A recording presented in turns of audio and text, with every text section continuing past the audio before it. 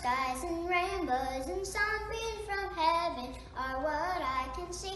When my Lord is living in me, I know that Jesus is well and alive today. He makes his home in my heart. Nevermore will I be all alone, since he promised me that we never would part. Green grass and flowers, the beauty in springtime are words of the Master who lived for this day. I know that Jesus is well and alive today. He makes his home in my heart. Nevermore will I be all alone, since he promised me that we never would part. Tall mountains, green valley, the beauty that surrounds me all makes me aware of the one who made it all. I know that Jesus is well and alive today. He makes his home in my heart. Nevermore will I be all alone, since he promised me that we never would part.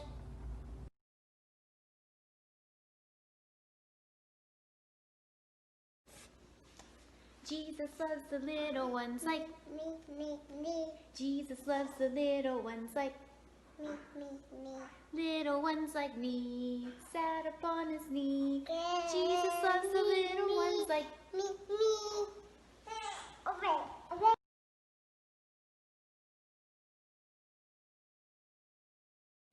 God is so good. God is so good. God is so good. He's so good to me. He answers prayer. He answers prayer. He answers prayer. He's so good to me. I love him so. I love him so. I love him so. He's so good to me.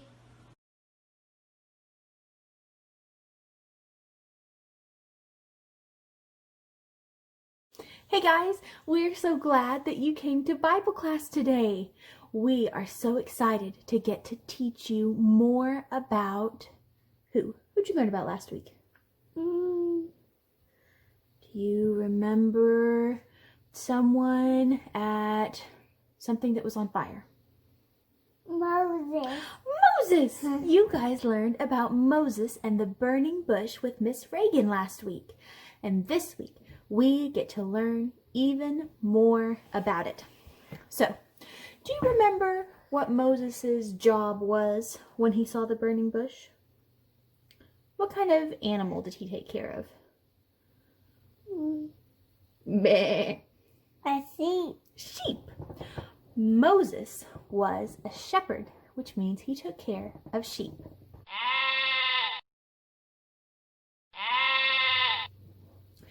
Then, one day, while Moses was taking care of sheep, he saw what? What was on fire? A bush. He saw a bush that was on fire, but it did not burn up.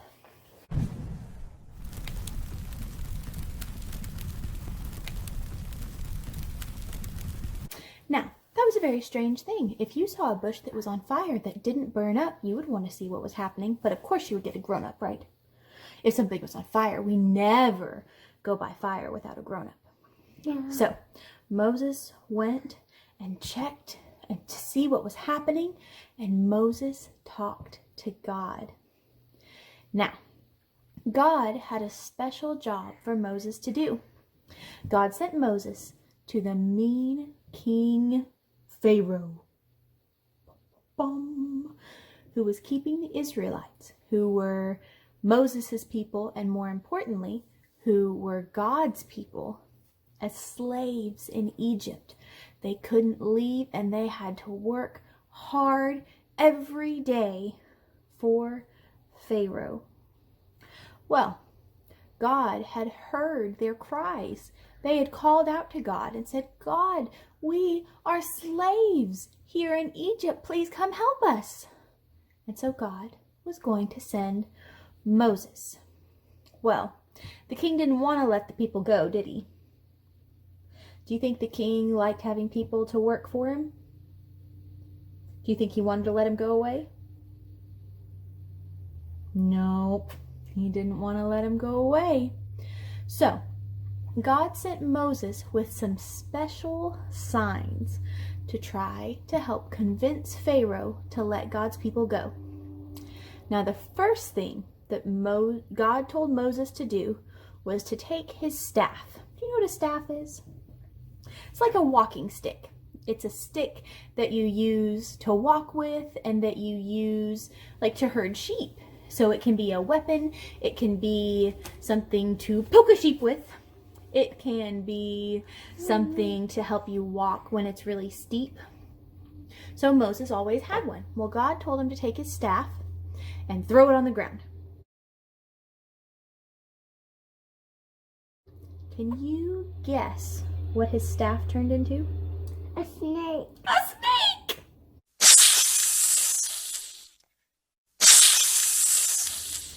It turned into a big snake, and Moses was scared. Then God told Moses to pick the snake up by its tail. And Moses did it, and what do you think happened?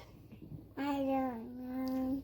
It turned back into his walking stick, which is a good thing because I am very sure that it would be really hard to use a snake as a walking stick. Can you imagine? It would wrap around your arm, it would hiss at you, it might try to bite you. It would not make a very good walking stick. Well, next, God told Moses another sign that he would give him to show Pharaoh. He said to look at his hand. Now, Moses' hand looked just like yours. It was healthy, skin, and then God told Moses to put his hand inside his coat. I don't have a coat. I don't either. And then when Moses took his hand back out, it was white. White like snow, because it was covered in a sickness called leprosy that there was no cure for. Nobody knew how to make it better. Well, of course, Moses was very upset about this, that now he had this disease that couldn't be cured, that could never get better. And God told him to put his hand back inside his coat. And when he pulled it out again, his hand was normal again. It was healthy and strong, and the skin was like it was supposed to be. So, Moses went and did those signs for the Israelite people first, so that they knew that God had sent him. And he did those signs for Pharaoh when he told him that God said to let his people go. Do you think that was enough to convince Pharaoh? I guess we will find out next week. But this week, what I want you to learn and remember is that God gave Moses a very special job to do. God told Moses to go to the mean King Pharaoh and tell him what? Let God's Israelites go. Let God's Israelites go. Let my people go. And Moses obeyed God. Moses did what God said, and he took the message to Pharaoh. And we can too. We can obey what God has told us to do. So, let's do our very best this week to be like Moses and obey God. And I want to teach you one of my very favorite songs to help you remember the lesson today. But first, we have to learn a few hand motions. Are you ready? Okay. Hand motion number 1. This is Pharaoh, because a pharaoh would have a hat with a big thing on the front of it. Pharaoh. And then we need an O. Can you make an O? Like a big circle? O. And then we go down and make a baby. Rock-a-bye baby, baby, baby. So pretend you have a baby in a basket and you rock, rock, rock it. So we go, oh, baby. And then we go, let my people go. Okay? So, you ready? I say, Pharaoh, Pharaoh. Oh, what's your O? Oh, baby. Let my people go. Yeah. Well, the burning bush told me just the other day that I should come over here and say, gotta get my people out of Pharaoh's hand and lead them on over to the promised land. I say, Pharaoh, Pharaoh, oh, baby, let my people go. Yeah. Pharaoh, Pharaoh, oh, baby, let my people go. Yeah. We will see you guys next time. I hope you have a great week, and I hope you make the choice to obey God this week. Bye, guys.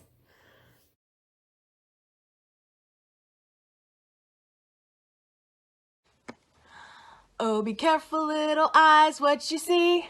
Oh, be careful, little eyes, what you see.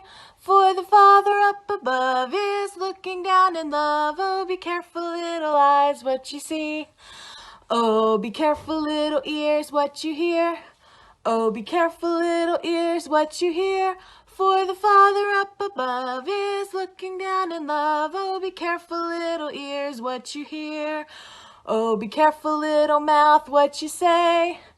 Oh, be careful, little mouth, what you say. For the Father up above is looking down in love. Oh, be careful, little mouth, what you say.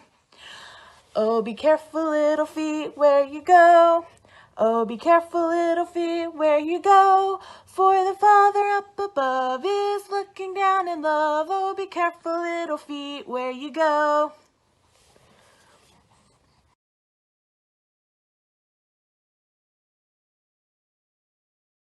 Let's sing Words Army. I may never munch in the infantry, wide in the gallery, shoot the artillery. I may never fly or dance. I am the World's Army. Yes, sir. I am the World's Army. Yes, sir. I am the World's Army. Yes, sir. I may never march in the infantry, fight in the cavalry, shoot the artillery. I may never fly or enemy. I am the World's Army.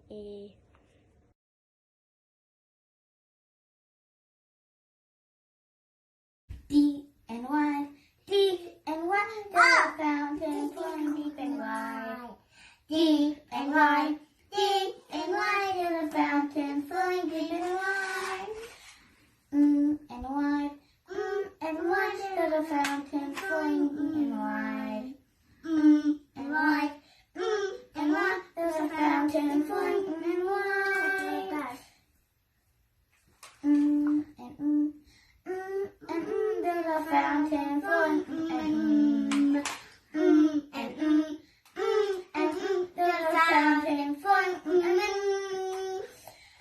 deep and wide, there's a fountain flowing deep and wide. Deep and wide, there's a fountain flowing deep and wide.